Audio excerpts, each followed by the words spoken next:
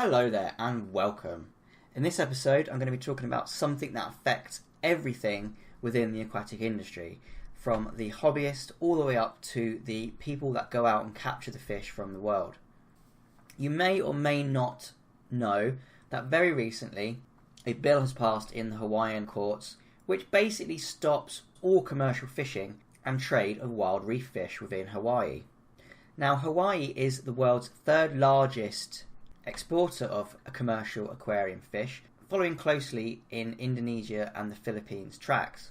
And the industry is said to be worth $4 to $5 billion, which is a huge amount considering the size of Hawaii.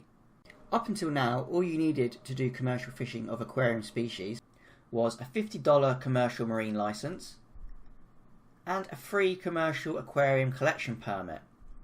And that allowed you to remove an unlimited number of fish and aquatic life from the reef systems. So as you can imagine, it was pretty easy to start removing organisms from the reefs. One of the problems with this, though, is that the Department of Land and Natural Resources didn't actually have any limit on the number of permits it could issue. So it was allowed to issue an unlimited number of permits, which allowed the people with the permits to remove an unlimited amount of animals. That is a pretty big flaw in their system. So as you can imagine, quite a lot of fish and other animals will have been removed from the reef systems in that area. Now, the official figures that I've got from the court order are a removal rate of 400,000 to 1 million animals taken per year, and that ranges from 1999 to 2010. However, there are people who claim that this number is higher, a lot higher. Anecdotally, there are local divers in Hawaii who have watched the decline in some key species such as yellow tangs in the area and have noted this, which is one of their main arguments to get this bill passed. Obviously, it struck a chord with the locals because the bill has in fact gone through the courts. So as it stands, the removal of fish from Hawaiian waters for aquarium trade has now been halted. The DLNR has stopped issuing aquarium fish collection permits in response to this ruling until there is an environmental impact study done. And that's a study on the impact of collection and also whether the collection is done sustainably and in a way that's good for the welfare of the animals. Now, these permits have been grandfathered, and what that means is anybody who's got a permit can still do what the permit allows them to do, but when that permit runs out, it won't be renewed, and also no new permits will be given out until that environmental study has been done. Now, the thing about the environmental study is that no one has yet worked out what this would entail, who's going to do it, who's going to be studied, whether it's the people who want the permits, the people who give the permits out, or even a combination of the two. But the court did say that if you want a permit, when you apply, you don't have to do an environmental review. So the environmental review and study will probably be done at a higher level. At the moment, it basically looks like the bill is going to stop the collection of fish from Hawaiian waters for about 10 years and criminalise anybody who does so. There are also bills going along with this one which will enact different laws regarding the welfare, handling and treatment of any fish taken from the Hawaiian waters. So I work in the aquarium hobby, and I have done for a long time. I deal quite extensively actually with marines, and I'm very familiar with the number of species that come from this area. It will dramatically change the face of the marine fish keeping hobby. We are going to be losing some exceptional species, such as, well, obviously the archetypal yellow tang. Who doesn't have a marine tank with a yellow tang in it? Well, you won't be getting any more wild ones, and the tank bred ones are fairly new on the market and they're going to be very expensive. You're going to be losing things like Achilles tangs, yellow eye coal tangs, some nasos, definitely chevron tangs. Quite a lot of triggerfish will disappear, and some more expensive angelfish like the bandit angel and flame angels. However, flame angels do come from other areas, so they won't disappear completely, but they won't be as easily found.